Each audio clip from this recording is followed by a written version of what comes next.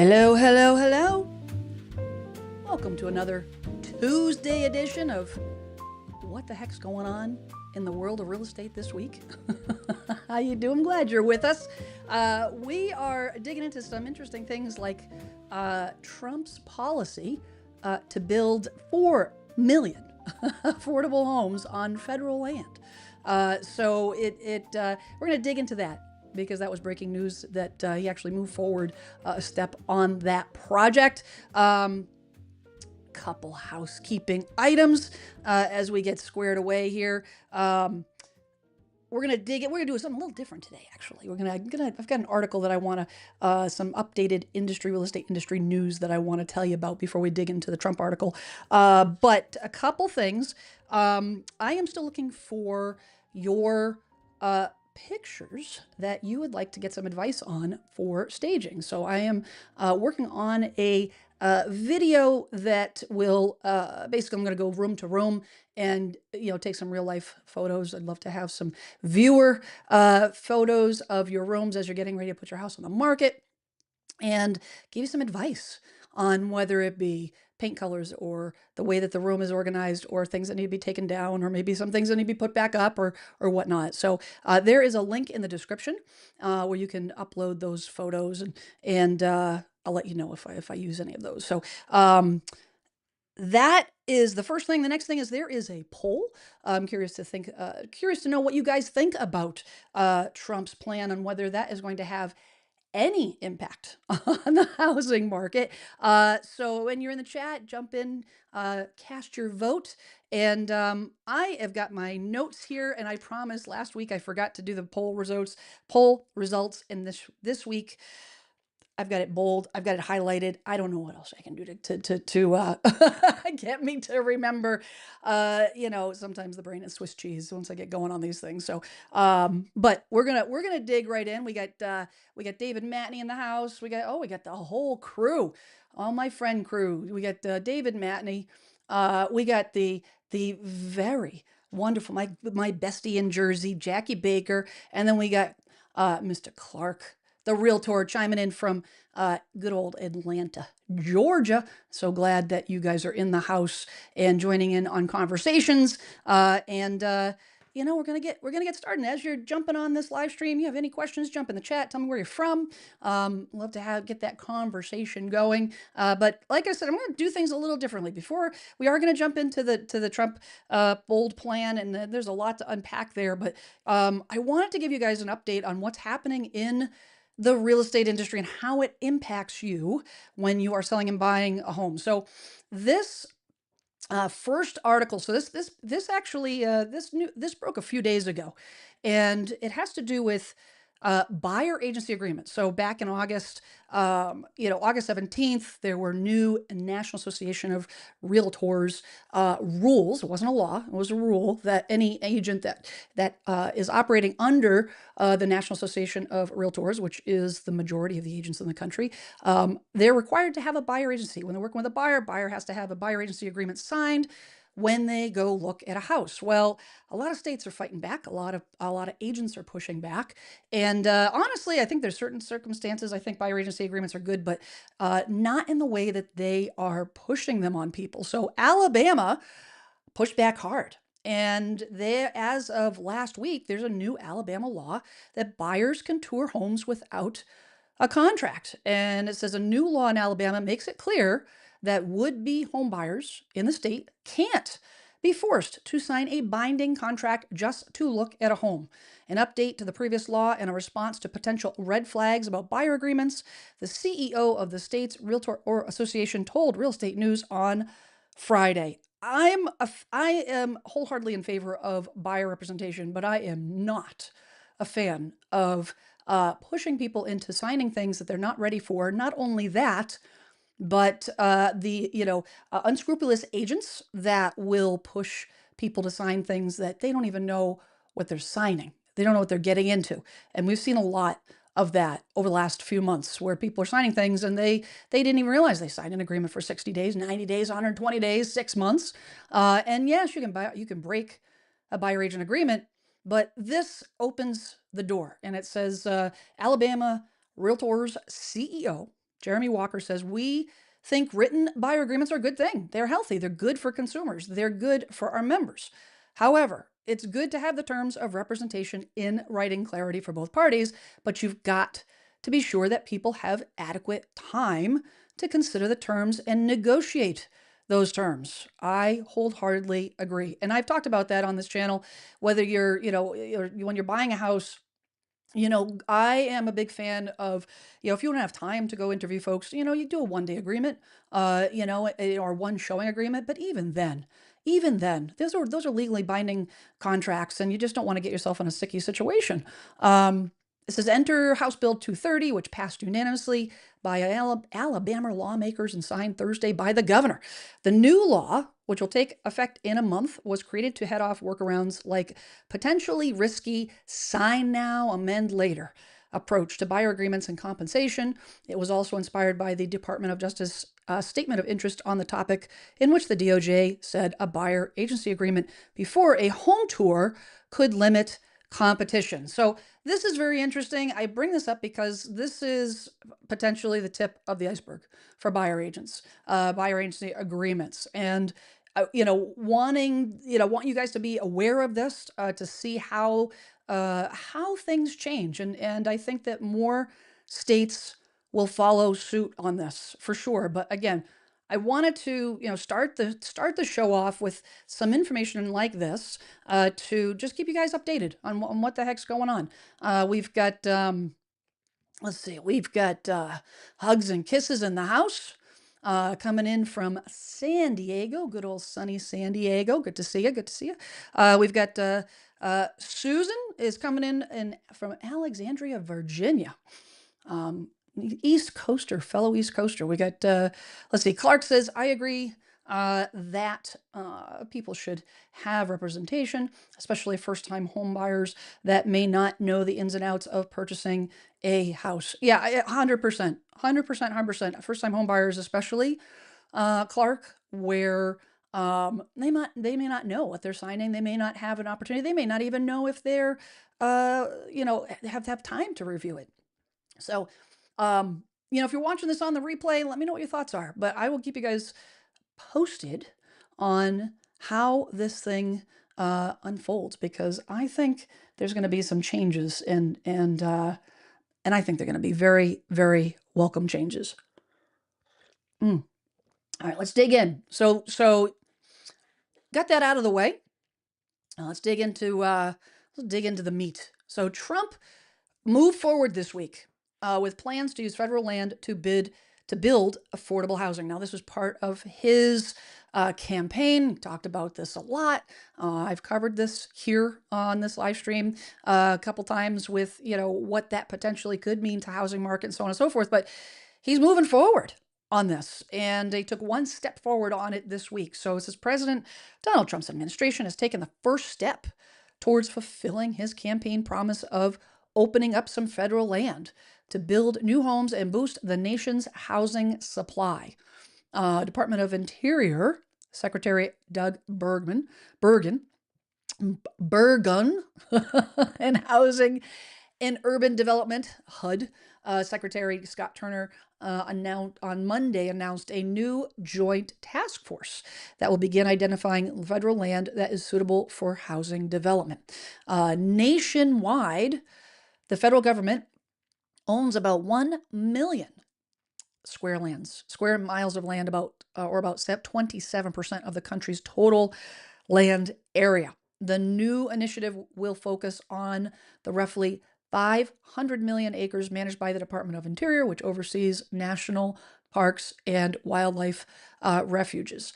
Our federal lands are an incredible asset on America's balance sheet, and we've been discussing how we can efficiently and effectively steward these underutilized areas to solve our nation's affordable housing crisis. The partnership between the Interior and HUD will identify underutilized federal lands suitable for residential development and streamline the land transfer process. So many questions. So if it were only that easy. He says, it goes on to say, he added that it will also promote policies to increase the availability of affordable housing while balancing important environmental and land use considerations. The announcement follows a recent report from the Realtor.com economic research team, which found that the country has a housing supply gap of at least 3.8 million units. I've heard more than that to get the market in balance, but it might have changed a bit as the lower southern states are coming up and actually balancing into more of a buyer's market. The inventory is balanced more in southern states.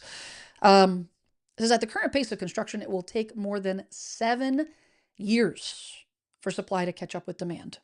7 years. The 7 years that we got to stick this out with these high prices, with the buyers basically playing catch up in an already unaffordable housing market and not getting a break. You're not going to get a break until that gap is closed.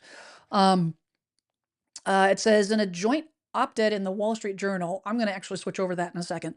Bergman Turner said the interagency task force would work to reduce red tape associated with building on federal land and cut through the bureaucracy to spur new housing development. This isn't a free-for-all to build on federal lands, although we recognize that bad faith critics will likely call it that. It's a strategic effort to use our resources responsibly while preserving our most beautiful lands. And of course, there's going to be a lot of talk on the misuse of this. And you're going to see in a second that is, how they're proposing to keep it in check. This is where our federal land's available, and that's going to be the biggest question. It says we will open up portions of federal land for large-scale housing construction. These zones will be ultra-low tax. I'd like to see how they do that. And ultra-low regulation. We're going to open up our country to building homes inexpensively so young people and other people can buy homes. All right, I've got a lot of questions about this. This whole this is a novel idea. This is a great. They're in the right direction. They've got definitely in the right direction, but there's there's a lot of gaps. The first thing is that there's about 27% of the country's total land area. Well, if we switch over to this is the federal land area, and we've got the Bureau of Land Management, which is in yellow. Okay, the BLM is what they're talking about. The Bureau of Indian Affairs, Department of Defense, so on and so forth. Those areas would be protected. Those are not the areas that they're targeting. However, out of these yellow areas, not all of this area can be developed. Only about 7% of this area can be developed. And I'm going to show you in an article the data on that. Let's see. Dave says, is there any federal land in Massachusetts? No. There's nothing in Massachusetts. And actually, you can see that plainly here. You can see, right? It's all just open. Nothing happening here at all. David. Yeah, there's nothing over there for federal land, that's for sure. Susan, first question, where are these new homeowners going to work? Yes, we're going to talk about that. Yes, park rangers. Yes, water, sewer, schools. Yes, we're going to talk about that. 100%. Red says it's about location, hopefully in an area where there is infrastructure. Yes, location, as they say. Clark says it will be interesting what they will put in line to make sure to preserve land usage for the wildlife. Absolutely. And, that's obviously the critics, are very much aware of that. So the article when I was doing my research for this, and I was trying to dig as deep as I can to understand what this entails, how far they've gotten, what could happen on this. And this article came out from Newsweek. This was earlier this week, thereabouts. I have a date on it. Of course I don't. It was earlier. It was not too long ago because it was after the announcement. This is the Joint Task Force on Federal Land for Housing will be responsible for identifying And this is the press release from HUD. The identifying underutilized federal lands. That's what they said in the Realtor.com article. Underutilized federal lands suitable for residential development, streamline land transfer processes, and promote policies that increase the availability of affordable housing. And what they're talking about there is, changing building requirements, loosening up the regulations for building codes. A lot of the energy codes that have been enacted that are required across the country by the different states are excessive. A lot of them are very excessive, and they bog down the process and make it more expensive, which drives up the cost of the house. So they are in unison working with that as well. And it says that the Department of Interior, a spokesperson from the Department of Interior, told Newsweek the Joint Task Force will inventory underutilized federal properties and facilitate their transfer or lease to states or localities to address housing needs, ensuring affordability remains central. Details regarding member selection, representation for various sectors, and operational timelines will be announced in the future. And this was interesting because what they're basically saying is there's different elements to this and different ways that they are still exploring on how this actually plays out. And one of the ways is to sell the land. And actually, let's see here. I have yep, here we go. So one way is to sell the land, and this article was yesterday from Bloomberg Law. It says Trump studies selling 625 miles of federal land for homes. So in this scenario, they're looking at selling 400,000 acres of land of the federal land managed by the BLM, Bureau of Land Management, around cities large and small under a previously announced plan for the Interior and Housing and HUD departments to work together. The agencies are looking at all federal lands that could be used for housing within a radius of up to 10 miles of all cities and towns with a population greater than 5,000. So, Susan, that is the answer to your question. So they're looking at within 10 miles of major cities and towns. When you're within 10 miles of populated areas, you have infrastructure. If you have infrastructure, you have water, sewer, electricity. You have access. You're not in the middle of nowhere. It says Interior Secretary said March 17th the agency is targeting underutilized land suitable for development. Could be sites for up to 7 million affordable homes. I think that's a super exaggeration. I don't believe that to be so. I don't think it's going to be 7 million. I've also heard 4 million. I've also heard 5 million. I don't think they know that they can target it, when you're putting your Christmas list together every year. I always tell my kids, think big. doesn't mean they're getting what they ask for, but it's a starting point. It says as an overall proportion, it may seem small. Or it says the BLM manages about 245 million acres of public land, mostly in the West, some of which is protected as wilderness areas and national monuments. And says as an overall proportion, it may seem small. Where these communities can have a great impact.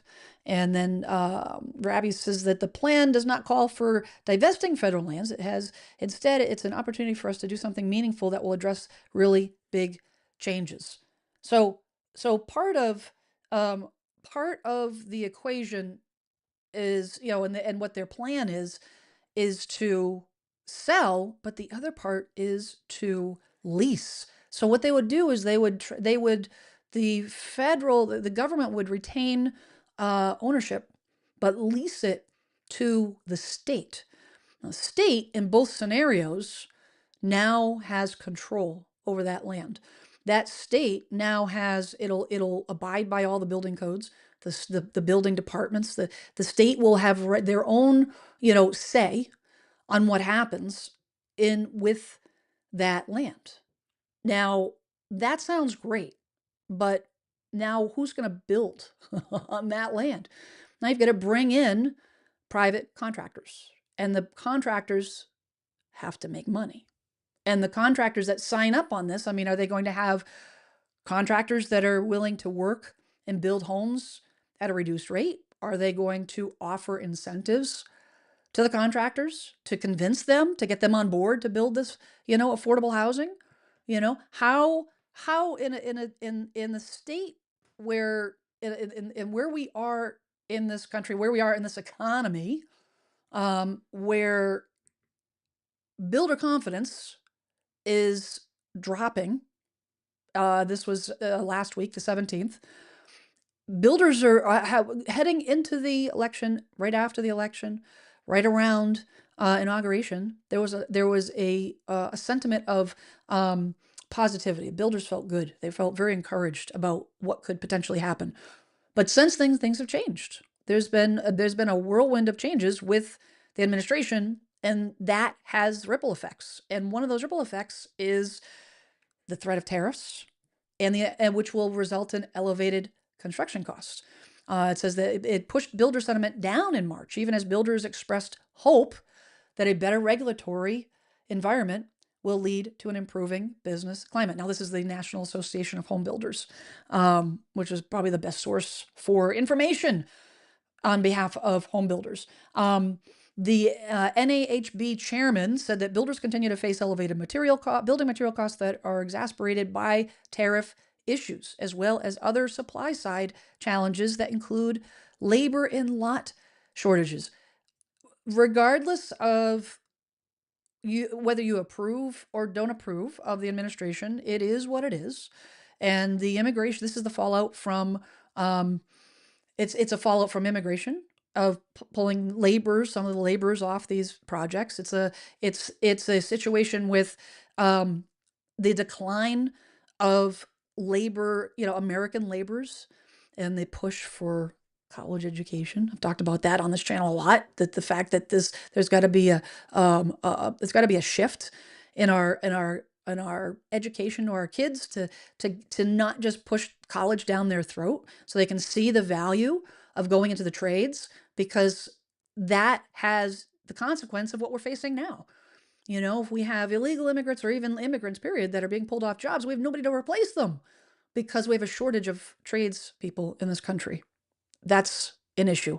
I think it's 33%. I have to double check this, but I want to say 35% of the, actually, it might even be more. Forgive me, I don't have that number off the top of my head, but suffice to say, the next 10 years, we're going to lose a tremendous number of tradesmen as they retire, and there's nobody behind them to replace them. So what does that do? It makes it more expensive for builders, because they've got to make up for it somehow, maybe hire more expensive contractors. But anyways, it says that at the same time, builders are starting to see relief on the regulatory front, which is good, to bend the rising cost curve, which is something that Trump's administration had talked about. And then it says construction firms are facing added pressures from tariffs. Data from the HMI March survey reveals that builders estimate a typical cost effect from the recent tariff actions at $9,200 per home.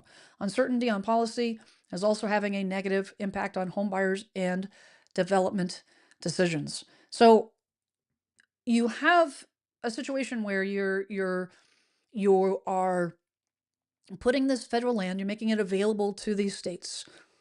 The states are giving an option to lease the land. Who manages the lease? We'd like to know that. What are the payments and all? How does that work? But say they sell it to them, but now the state has to be in charge of determining. And maybe part of that lease is that they require that land be used for affordable housing. Well, what is affordable housing? Well, it's housing that meets the average income, median income for the state. Well, what happens when you have, first time home buyers that are below that? That doesn't necessarily help them per se. But what it does do is add more inventory into the market, which you hope would push the prices down. All right. You guys have been patient while I've been running my mouth here. I want to get to your comments, get to your questions. Hugs and Kisses said, because building materials and qualified builders need to be a huge consideration. 110%. I mean, this is the thing is if you have a builder qualified, the key word there, Hugs and Kisses, is qualified. You have a builder that out of nowhere says, yeah, I'll work for cheap. Sure. Oh, this is what you want me to build the house for? Sure. And then they build a piece of crap. And the poor people that buy it are unknowingly buying a piece of crap. But there's already issues with that across the building trades. Already issues. There's lawsuits. My friend Jackie Baker's done a few videos about builders that have reputations and have been caught, with their pants down, not literally, but they've been caught, sidestepping quality and taking people to the cleaners. How do you protect people when it's that type of a situation? Inquiring minds want to know. Cookie, good to see ya. Has anyone noticed that this administration totally consumed with land deals, not caring about people? Well, I mean, I think that the administration is a business administration, very, very business focused. Um, the land deals are and I hear what you're saying, but I think that the whole purpose of the land deals are to provide housing, is what they're telling us, and provide housing, which will be help the market, help the people, for sure. Let's see. VC wants a VC wants a pony. Homes in the middle of nowhere without. Well, so that's what I was referring to before. I don't know when you jumped in the live stream here, but the thing that they were talking about. Let's see if I can get back to the article that I was just mentioning. Jen, where did you see it? I just had it on the screen. Here we go. All right, VC, here you go. So this was, this was a press conference. This was a Bloomberg Law, and they said that they are, the agencies are looking for all federal lands that could be used for housing within a radius of up to 10 miles of all cities and towns with a greater population greater than 5,000 people. So they recognize that a piece of land in the middle of nowhere does no good. I mean, you can't build an affordable house in the middle of nowhere because of the cost it would take to bring infrastructure. Number one. Number two, the old adage of location, location, location, as it pertains to real estate, it's a true thing. People will pay more for a better location. So you put a house in the middle of nowhere. Now you've got a builder that's got to build a house, and you're not going to get your money back. You'll be hard pressed to get that, to make those numbers work, because the demand, somebody's not going to pay the same amount of money if they have to drive 2 hours to work versus 30 minutes to work. Ask anyone that lives near the city. I live an hour outside the city, and the values, my median home price in Plymouth is substantially, it's about half of what it would be if it were in the city, for sure. Close, it's $1 million for close to the city. Mine's about 600,000 for the median price for Plymouth. So, I hear what you're saying though, loud and clear. Let's see here. Hugs and Kisses, National Association of Home Builders is a great document regarding the 10 points for addressing the housing crisis. Oh, I'll have to look that up. Thank you for mentioning that. Appreciate that. Let's see. Cookie says, how much of a rise has there been for tiny homes? That was a thing for a minute. Yeah, so the thing with tiny homes is, number one, where are you going to put them? Because when it comes to a tiny home, you're not buying the land. This is something that you purchase on your own. So, you have existing land, or you have, say a friend of mine who owns a home, in the general vicinity, South Shore here, had a very large lot. His mother sold her house, bought a tiny home. They got the town approval, and they put the tiny home on their lot. So mom lives on the lot now. And that works. But it's not as easy when you're talking about just, doing a one-off, walking in, buying it. There's a lot of pieces in the puzzle. And I think for that reason, it's a much, much smaller buyer audience. And when there's a smaller buyer audience, there's smaller demand. So the price point's attractive, but it's the execution. That's the problem. And depending on where you are, I mean, could a tiny home or a modular home or 3D printed homes? 3D printed homes were talked about for a bunch, and then they disappeared. 3D printed homes absolutely fascinate me. I have a 3D printer, and the potential for doing that. They're doing it in other countries where they bring in it's basically a ginormous 3D printer that the extruder extrudes concrete. It's a specially formulated concrete, but it's concrete nonetheless. And they've done it a few times in here in the country, in the US rather.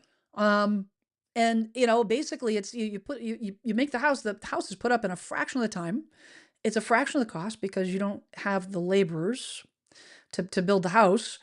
The finish work all is the same, and in some of these, they actually put, wall board, insulated board on the inside, so you don't have to look at that ugly, the ugly lines that the 3D printer leaves and all the things. So when they're done, it looks like any old other ranch style home.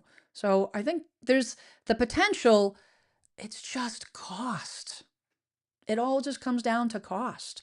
It's the cost of finding the land. It's the cost of acquiring the land and all the things. And when we're in an economic challenge like we're in now with the economy, it becomes a big barrier.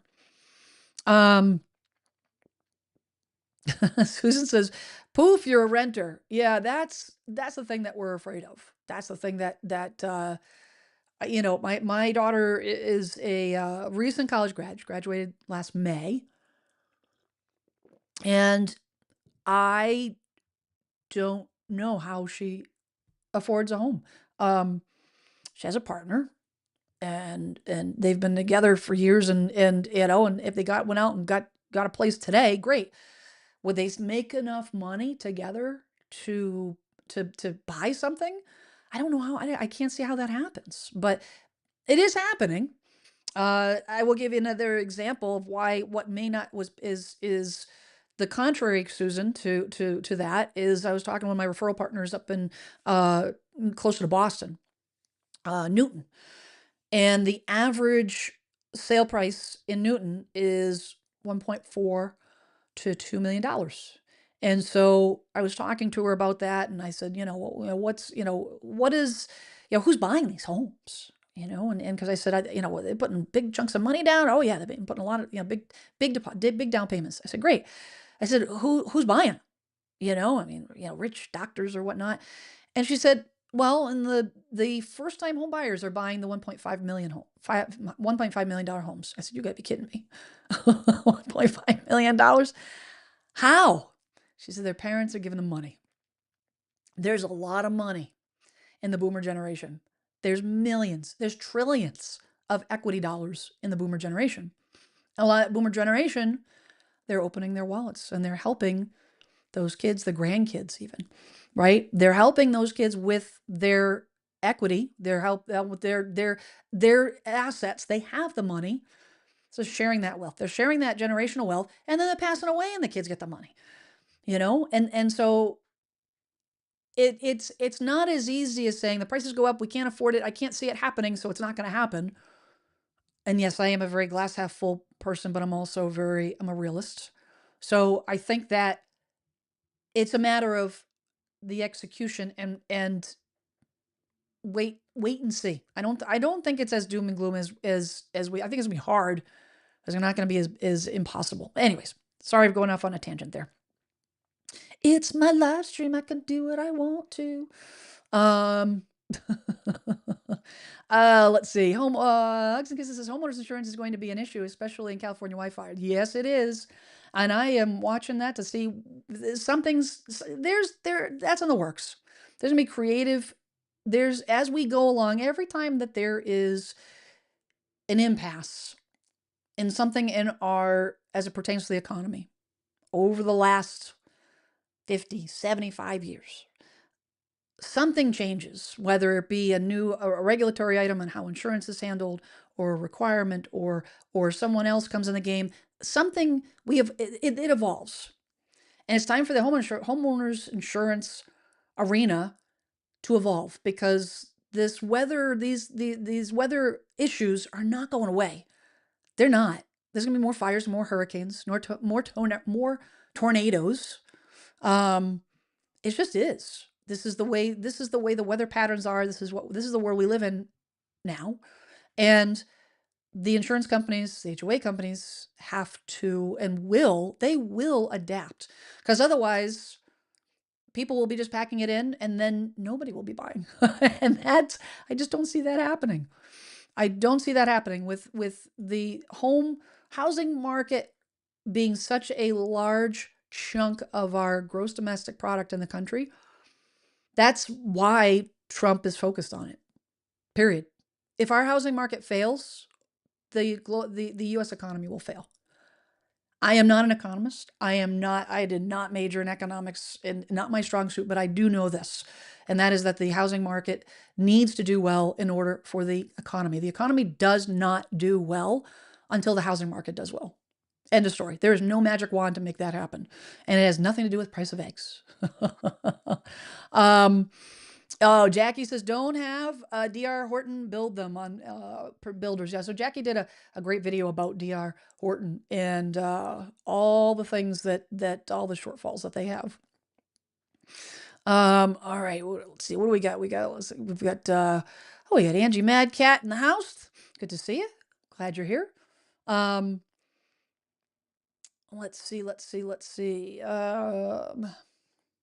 So Angie says people in Southern California are being forced to move out of the LA area for decades and keep going further and further out to afford a home. You know what, Angie? We saw that. I mean, that's happening everywhere.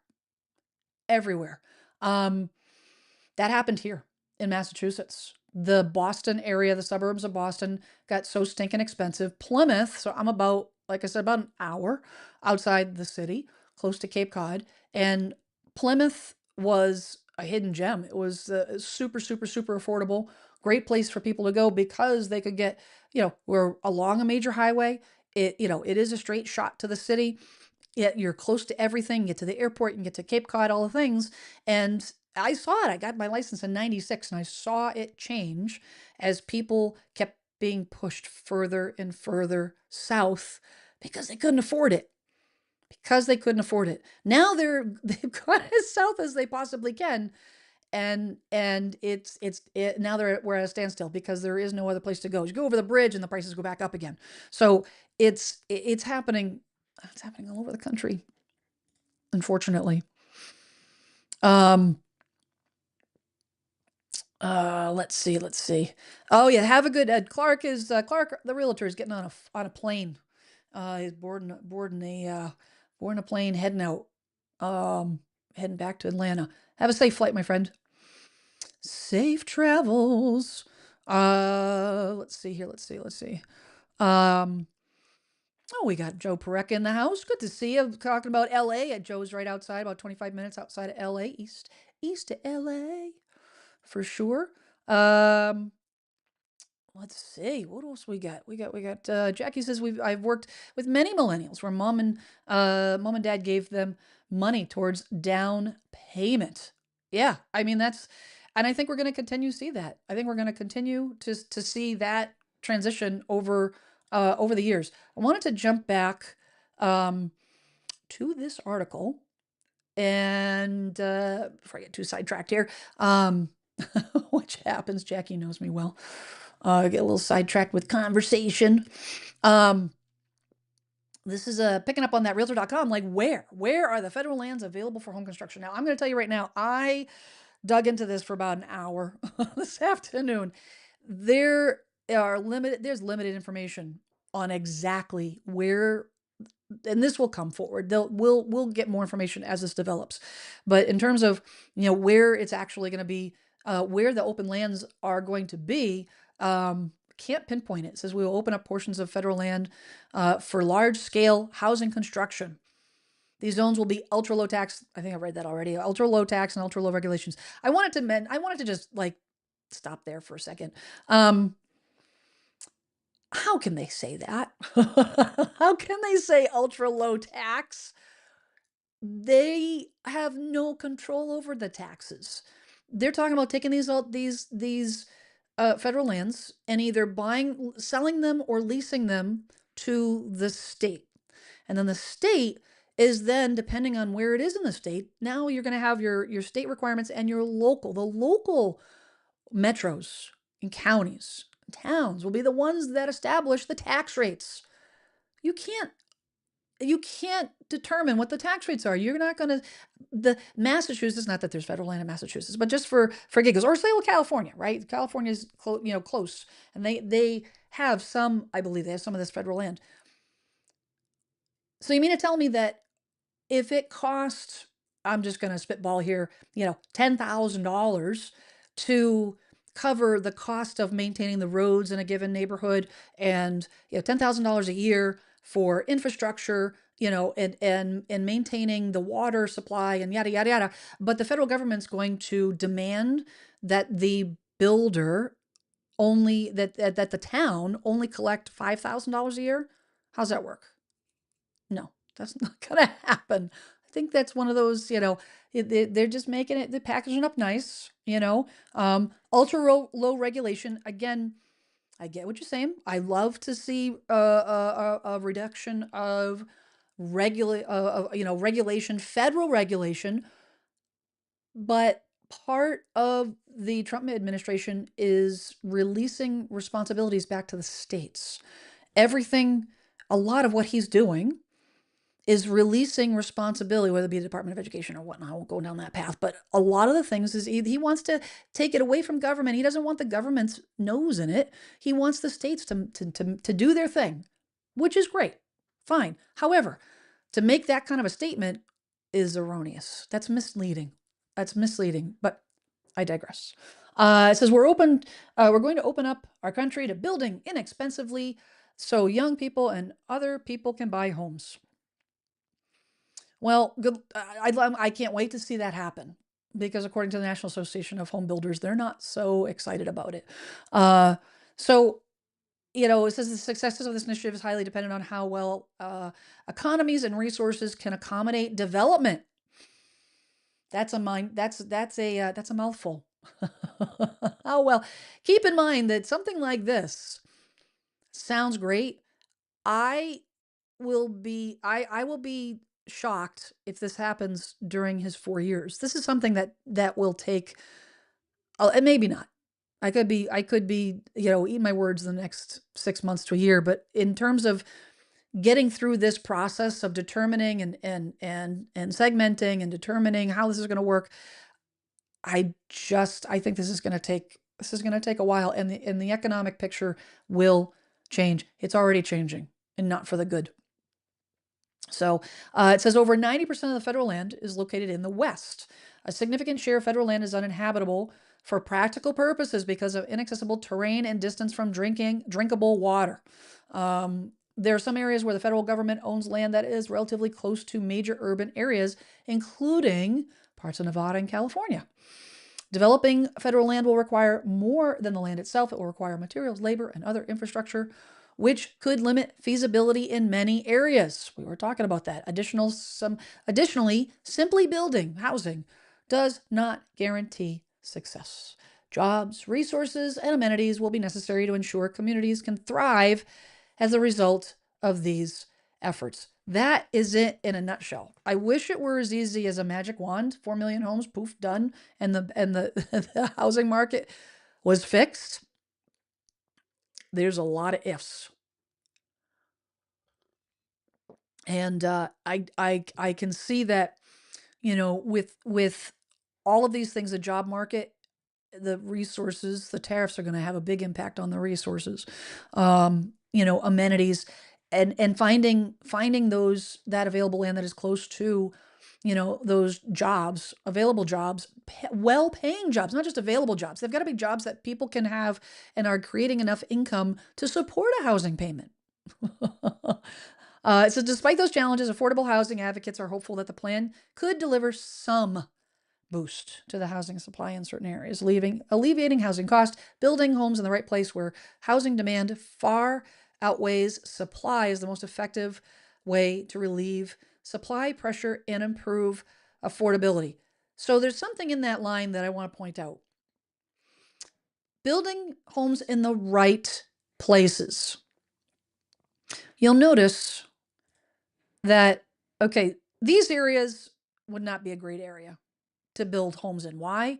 Because this Florida area, but not so much Louisiana, Texas, Arizona, those areas are already experiencing a flip with their housing inventory. Why? Because they already have a ton of new construction. So any new construction that comes into those areas is going to be competing with, or any, and with the existing new construction, which will push down prices. Well, you say that's great. Well, how does a builder make ends meet if that's the case, if you're dealing with tariffs that are making things more expensive? If you have competition, that could lead to that could be a reason why they don't do that. Now, you get up into these areas, the Nevada, Utah area. I want to say probably, I'm going to say like this area, not so much Southern California, probably Northern California, potentially, but it's going to have to be areas where they're not competing for, other, against other builders, in my opinion. Joe says, California fire just updated the fire hazard zone map this week. Need to look it up, see how it's changed things. My home might be in the zone now. Oh God, Joe, I'm sorry. Sorry to hear that, man. That is not great news. Cookie says developer will get first dibs. Maybe. Wayne, welcome. Says I'm in southern Colorado, and there's a lot of BLM land out here, but a lot of it is either in the middle of nowhere or right next to military bases. Yeah, so they had said that the areas that they were looking in, let's see if I can find that article.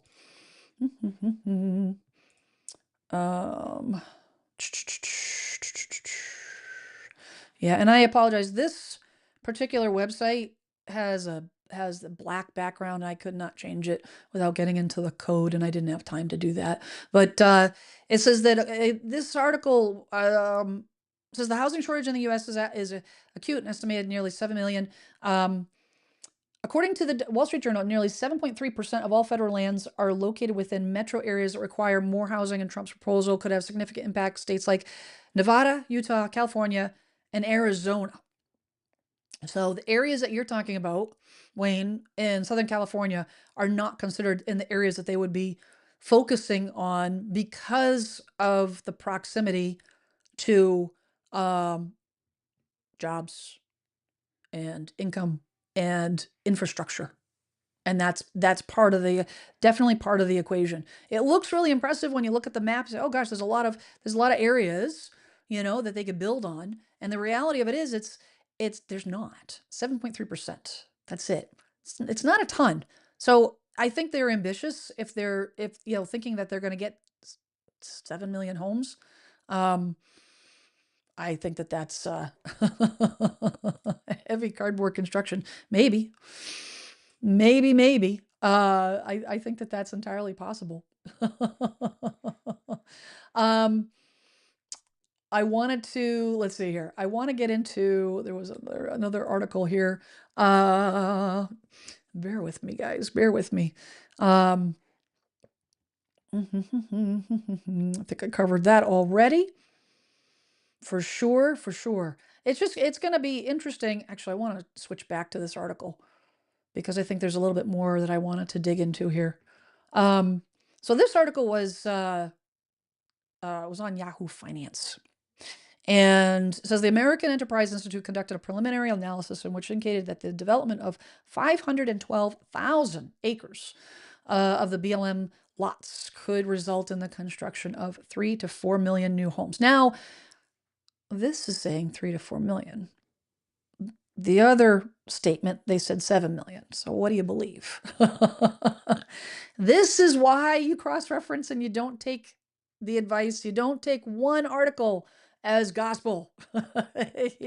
And it's also a wait and see because they always overpromise. They always do. That's just every politician for since the beginning of time. Despite and hey, if a politician is watching this, I apologize, but like literally, you guys have no clout because you're always wrong. You never come through with everything that you say. It is what it is.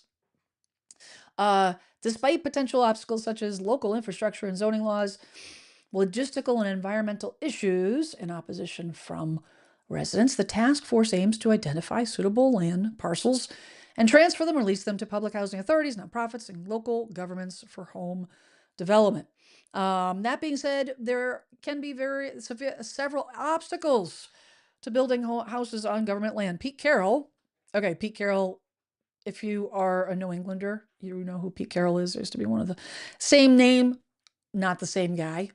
He also was a college football coach, and then he was New England football coach, and then I think he went on to Seattle. Somebody in the chat can update me on that if you guys know.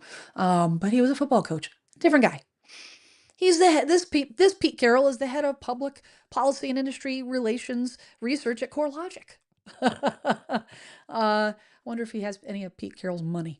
Anyways, he says there's plenty of land, no doubt, but the trick is releasing the right land in the right places. So they're on the same page. In terms of, knowing that it's not going to be a a quick fix. This is interesting. The initiative comes at a time, and this is the flip. It comes at a time when the Trump administration has been reported, and this is something that I thought about. This is all a balance. It's not a standalone thing. Everything is interconnected. It says this initiative comes at a time when the Trump administration has been reported to be considering significant cuts at the Department of Housing and Urban Development's workforce. In February 2025, the administration could potentially slash as many as 50% of the jobs at the department, resulting in the loss of 4,000 positions. So, the thing is, with that's neither here nor there. The firings and the hirings and the rehirings and all the things. The bottom line is there is going to be a lot of people that are going to be laid off. The fact of the matter is the economy is on the trajectory of being in trouble, which means that we're heading for all the signs are there for a recession. Talked a little bit about that in the live stream last week. And if that's the case, when we're in a recession, people aren't buying the excitement for buying homes goes down. So how does this help? How does this help? I don't know. I don't know how this all fits together. This is one of those it's not a movie, it's a TV show that changes on an everyday basis. I'm curious to know what else you guys think about this. Is this a feasible thing? Is it something that is a fairy tale on what may or may happen? I don't I think it's going to be tough. I think it's going to be tough. I think that it is something that we're going to have to keep watching for a foreseeable future. And I think it's something that will change as we go along because it's not a simple fix. It's definitely not a simple fix. Let me take a look at the chat here, see what's going on. See what's going on in the chat. Angie says, at least now the further out areas have added more and more shops, restaurants, and businesses, etc., to provide jobs. Yes. My concern is that unless those shops and restaurants and businesses are a part of a bigger entity, okay, if they are mom and pop shops, they're going to be impacted. If the tariffs stick, they're going to be impacted. Just no way around it. It's already happening. Reading some articles the other day about, local breweries across the country, small microbreweries, having to close up shop because they can't afford to pay their workers because a lot of the materials that they use for their brewing is imported. And with the added costs of the tariffs, they can't keep the doors open, and they're having to close up shop. And that for sure is going to have an impact on everything.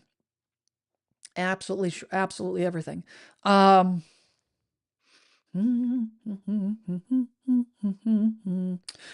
let's see here. I'm gonna take a look at the thing here.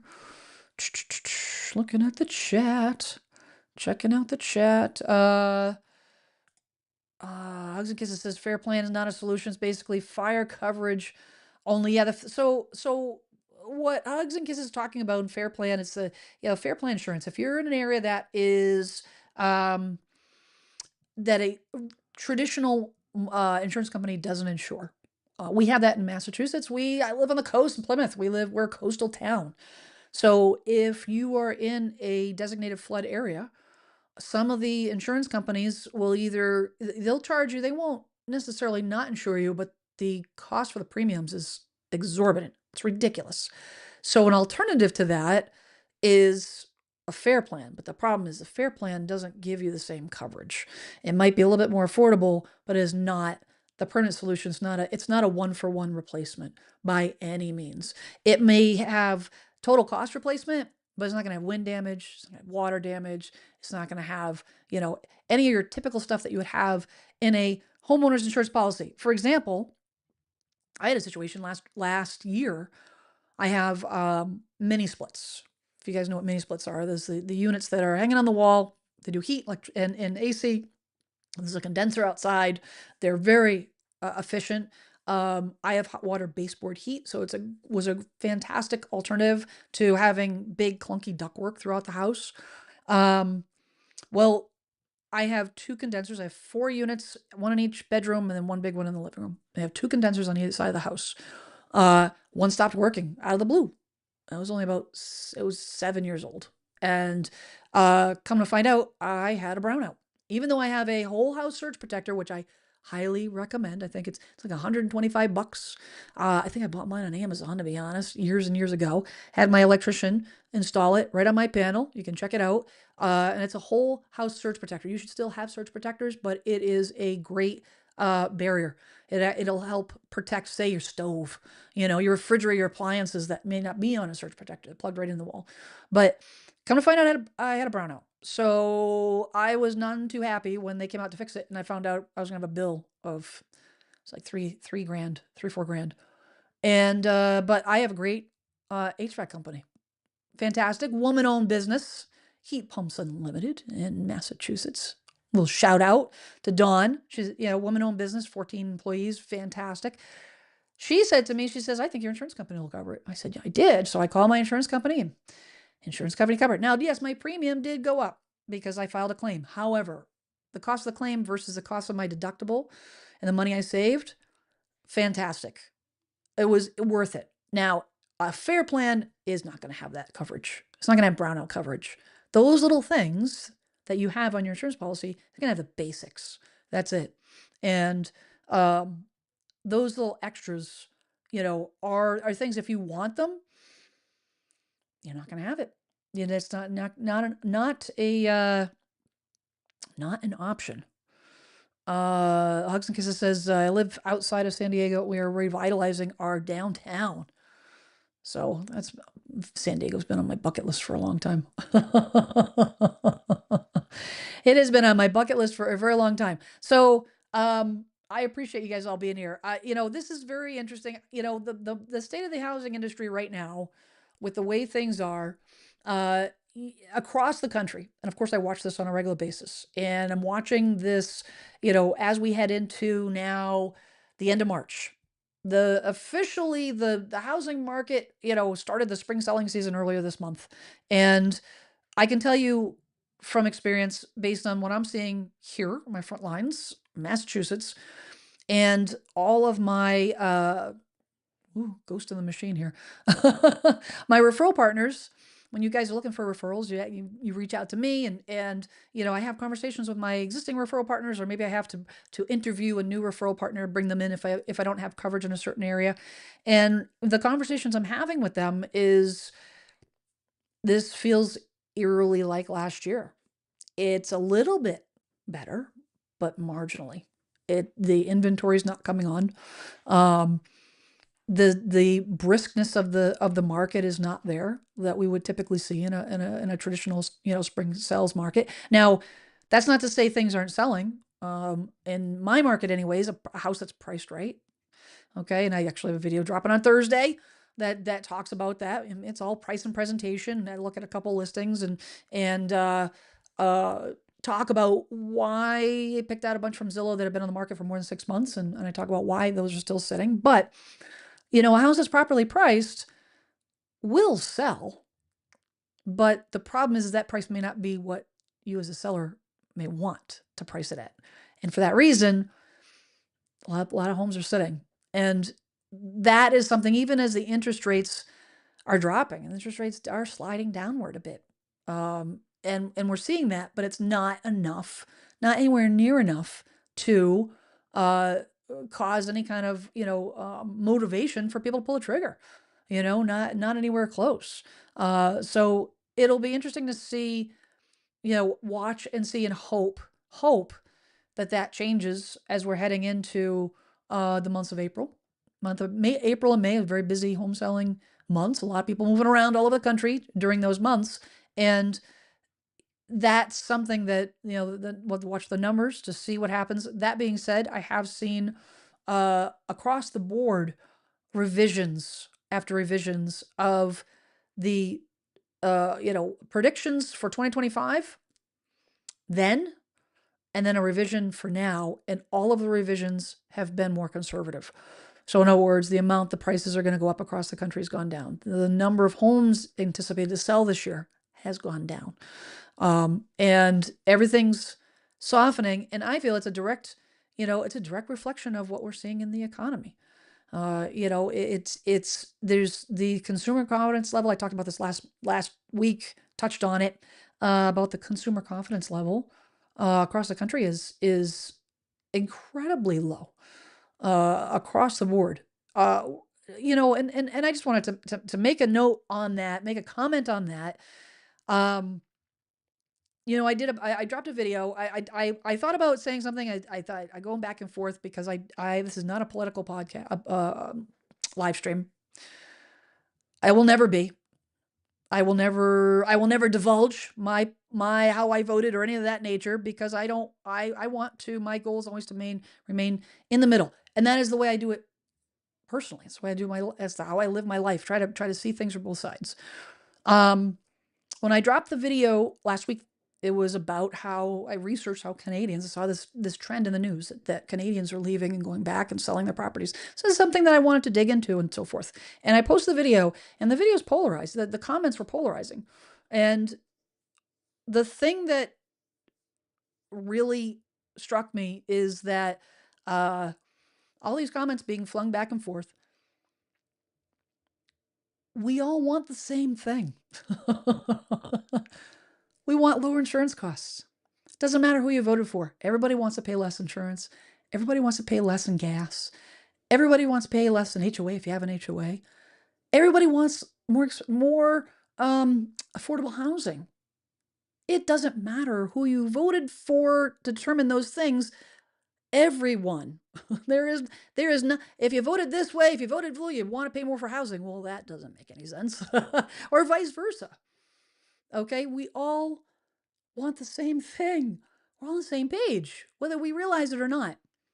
And I think once we start repairing that and start realizing that we are, maybe we make some progress. We make some progress. There are a lot of hurting people out there. There are a lot of hurting people. There are a lot of people who lost their jobs. A lot of people that are having trouble making ends meet. A lot of people that can't pay their mortgage, can't pay their electricity. Massachusetts, our electricity went up 40% this year. It's been tough.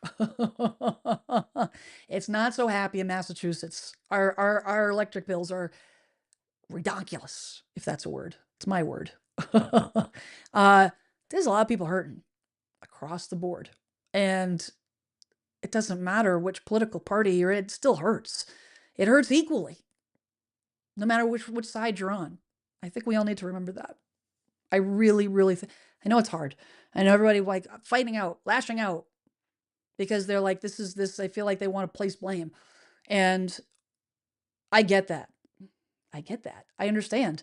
Sometimes you get mad at the person that's close to you, not because they did the thing or didn't do the thing. It's because they happen to be the one that's there. I've lived through that. and I think that's I guess that's all I wanted to say on that.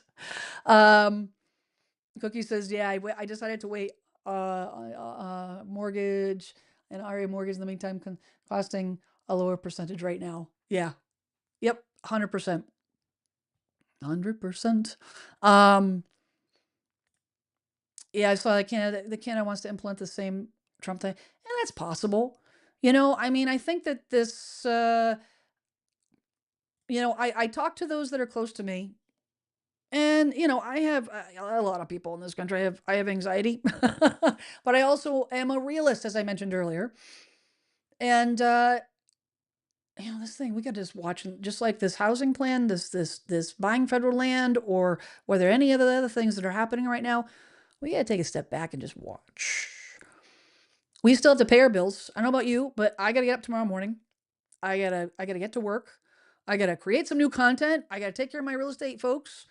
I gotta take care of myself. I gotta take care of my kids and all the things. Take care of my house, and none of the federal government stuff affects my responsibilities to do so. And I think that we all need to remember that. Pull back. Worry about the economy of your household. And yes, it can be super tough, but the fact of the matter is none of this stuff is going to affect you personally directly. Trump builds 4 million, 500 million, 10 million homes. Is that going to affect you directly tomorrow? Nope. You still got to get up. You got to go to work. You got to pay your bills. You got to pay your mortgage or your rent and all the things. It is what it is. It is what it is. Sorry to be the bearer of bad news. Let's see. Yeah, Angie says our water bills in Southern California are ridiculous. Yeah, it's the cost of utilities in general. Massachusetts, we have this thing called the Mass Save Plan, and it's a pretty cool plan. I took advantage of it once. And your electric bill, they charge you a small amount of money every month. That money goes into an account, into a plan, and that plan funds the Mass Save Plan. And that under that Mass Save Plan, you as a homeowner can get your house, they'll screen it to see where you can put energy saving changes. And they would give away light bulbs, they give away thermostats. Then this was probably 20 years ago. I got my house, I had 10 inches of insulation added to my attic. Should have cost me close to $3,000, cost me $300 through the Mass Save Plan. Well, the rooster came home to roost on the Mass Save Plan, and now our government is biting the bullet, and they are like backpedaling big time. They're into it for a lot of money and made some mistakes. I don't know all the details, but all I know is my electric bill went up 40%, 40, 50%. The service charges are unbelievable. And you know what? What are you going to do? What are you going to do? Yeah, you know what? Human first. Yep. And I would add your family humans first. I say, guys, let's turn the TV off, let's turn the news off, and focus on the things that matter. Not to get all woo-wee. I talked to Jackie about this early today. I don't want to get all woo-woo-y and stuff. But after all the comments, all the comments on my Canadian video this past Thursday, guys, come on. We need to focus on not only being better, but we need to focus on the folks that matter to us. Put our energy where it belongs. Take your energy away from going online and posting mean comments about a YouTuber, or which I get my fair share, but that's okay. This is what I signed up for. Or lashing out or I mean, if you want to be activists, that's great. Like you do you. You do you. But if you're doing mean things, you're doing things just out of ranting, whatever, that's all energy that can be put into a second job. Spending time with your kids, spend time with your family, go for a walk, go for a run, take a mental health day, whatever. Put that energy somewhere else. Anyway, I digress. This is a housing market live stream, and I'm just going off on a tangent. As I'm winding down here, hugs and kisses. One of us is a subject today. Got to take the dog out. Yes, you're very, very welcome. Red says, "Amen." And Cookie says, "Living on Social Security only to be threatened by the current administration. We'll see what happens." Cookie, wait to see what they do. Don't put value on what they say. Every politician, both sides of the aisle, flap their jaws. They flap their lips and they make all the promises and they're going to do this, they're going to do that, whatever. Why? Because they're looking for yay or whatever. That's what they do. That's what they say. Let's see what they actually do. Let's see what they actually do. Case in point, my kid graduated college. She's got all kinds of student debt. We planned, we talked about it, it was calculated, all the things. DOA's closing down. Oh gosh, TikToks and Reels and all the things. Oh, what are we going to do? What are we going to do? Take a step back. What are they going to do? What are they going to do? Not what they say, what are they going to do? Well, next thing you know, they announce, well, no, they're not going to get rid of student loans. They're not going to set them back. They're transferring them to another department. Okay. Sit and wait and see what happens. We're not going to freak out. We're not going to get all anxious and all the things. We're going to see what happens. That does not make me happy. I hate it. I'm a planner. I like to know what's going on. But what can I do? I'm going to focus on my family. That's what I'm going to do. I'm going to focus on the here and now. Yeah, I appreciate that. But it is what it is. I used to tell my kids that bullies are just in school. Bullies are just kids that have issues at home. Well, the world of YouTube is no different. Anytime somebody says something to you politically charged, there's always something behind it. Almost always. I mean, yeah, there's bad people, but most of the time, no. Most of the time, they are just angry at something, and it's probably not you. That's just the fact of the matter. They're not you. Why do I say that? Well, because we don't know. And the bullies that are on YouTube and all things, they don't know me. See you later. That's fine. Whatever. If you are upset with somebody, try talking to them to find out why they're saying what they're doing instead of lashing out. But I appreciate that, Red. Yeah. Let's see. It says if you don't react and act like it does not affect you, you need to brace for the consequences. I get that, but you know what? I was talking to a friend of mine, and they said, you know what? You don't. Actually, this is something that I've read about through my years of always wanting to research, do better, and all the things. I have no control over the things around me.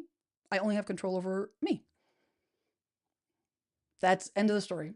And yes, doing things is sometimes just as much as not doing something, but that's okay. I'm okay. So, it is what it is. And big picture, I know it's hard, guys.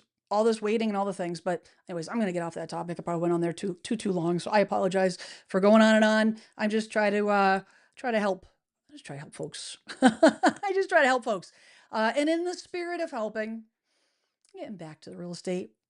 One of the things I do is I connect people with referrals. And if you guys are moving, if you're selling, if you're looking to buy, and you haven't interviewed at least 3 agents, go to the link down below. It'll get you to this website, watch the little video, fill out the form, I'll get in touch with you, and then start the process of getting it in touch with a 20% agent. Somebody asked me what a 20% agent was. Well, a 20% agent is an agent 80% of the agents, in my opinion, in the real estate industry are not worth what they're getting paid. Unprofessional, untrained. Some of them are very unscrupulous. They're not worth what you are willing to pay. You fork over a lot of money to hire a real estate agent, and 80% agents are substandard agents. Plain and simple. Why would you settle for a substandard agent that oftentimes just wants to get the deal? Just wants to get the deal done. That's their primary mode. Boom. And maybe you like that kind of stuff. That's great. There's a but for every seat. I don't deal with those types of agents. I only deal with 20%. The 20% represents as 20% of the real estate industry, and honestly, it's probably a little smaller. It's a sliver. Those are the segment of agents that are the top agents. I'm not talking about they sell the most. Some of the worst agents in the industry are top producers. Why? Because you're in a machine. You never judge an agent by the number of houses they sell. Never do that, because you can churn out, just because you sell a lot of properties and put a lot of transactions does not mean you're a good agent. Period. You want a relational agent that is skilled, years in the business, committed to a relational interaction. They run their business relationally, and always, always, always put your needs first, which means they may say, you know what, don't move right now. It's not a good time. Now that I know your situation, don't move right now. That's a 20% agent. And you don't pay anything more for 20% agent. You don't pay anything more. But when you interview multiple agents and you start comparing, you start to see the difference. And it's pretty stark difference. So yes, you know what? I'm going to close the show out on this. Hugs and kisses. We're going to be okay. Take a deep breath. Amen. I think that is a mantra that we should all be repeating and repeating and repeating. Hey guys, I very much appreciate those that joined me today. I appreciate all you guys. I very much am on a mission, on this channel. I do truly want to help you guys.